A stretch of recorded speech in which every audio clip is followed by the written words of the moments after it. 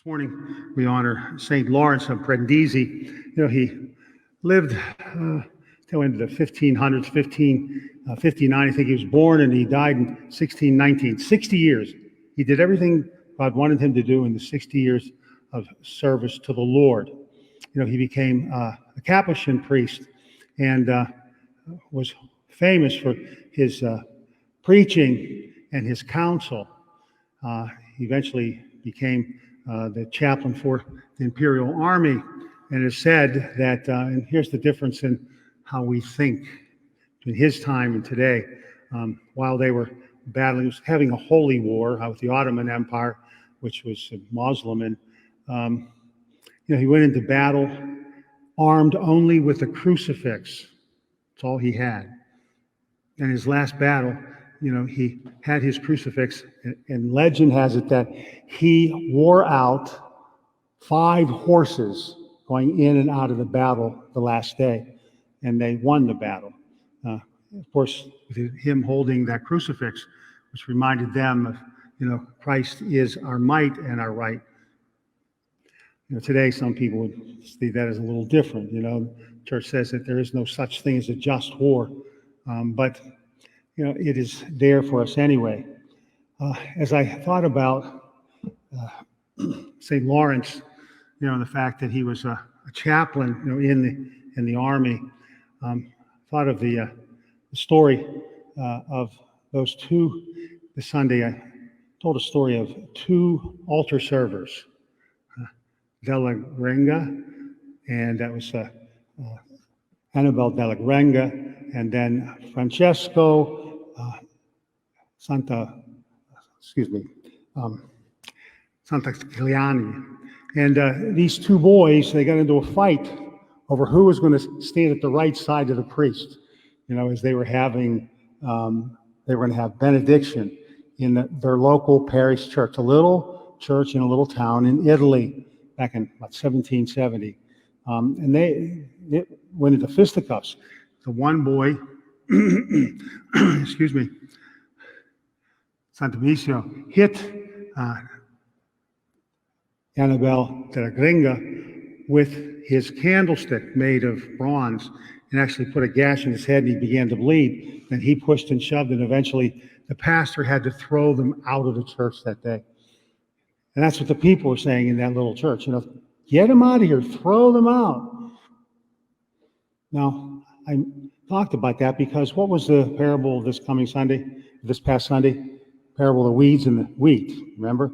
And they were supposed to grow together. And I talked about how these 2 young boys, altar servers, they grew to mature and become servants of the Lord, to the extent that 55 years later, in 1825, when there was a holy year, there were hundreds of thousands of people in St. Peter's Square going to the door, the holy door of St. Peter's Basilica.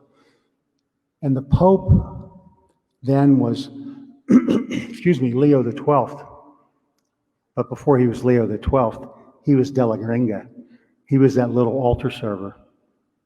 And standing right next to him, walking in the procession, was Francesco Lascaviano.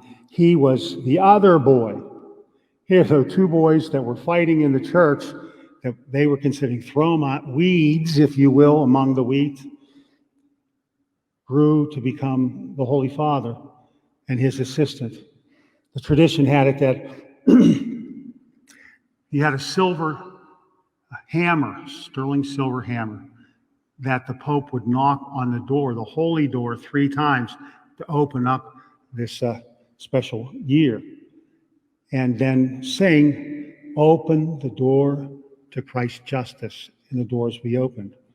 As he neared the door, he looked over at the cardinal and said to him, "Hand me the hammer." And of course, his friend said to him, "The way I handed you the candlestick holder?" In other words, it was a reminder of that time when they fought. Who would have known, especially those people in the church that day, that these 2 men, one the Pope, and 4 years later, his friend would also become the Pope, Pius VIII. 2 unruly kids. in a little church in Italy, would become the head of the church. And so I thought about St. Lawrence Prendizi, who was a great counselor and a great homilist, a great speaker. Unfortunately, I gave that homily this past Sunday with the intention of, you'd hear that story and know that we have to be patient with one another. And that's why I tried to get across. I had a person at the Mass, at one of the Masses, walk out before he heard the whole homily and then wrote me, as happens sometimes, wrote me a critique about why he thought I was so unkind to those people who are only trying to seek justice in our society today. The only thing I said about today is the fact that we, first of all, yes, we have to support those looking for social justice, and peaceful protest has its place, but not burning down police departments, public buildings, breaking in, looting, stealing, injuring people has no place in the process. Well, this gentleman went on to tell me that I'm very unkind and I picked up a stone to throw at those people. You just can't win sometimes. But I thought about St. Lawrence Prendizi and how often he must have battled the elements of evil and injustice in his own lifetime and misunderstanding as well. So today, we thank God for the gift of the example of St. Lawrence and Prendizi, of Leo XII, Pius VIII, and all those holy men and women who have gone before us marked with the sign of faith. And come to realize what Jesus says today. Who are my brothers and sisters and mothers? That's you and me. If we listen to what he has to say, whoever does the will of my heavenly Father is my brother and sister and mother. And so it wasn't a slight against his own mother, because after all, what did she say to us?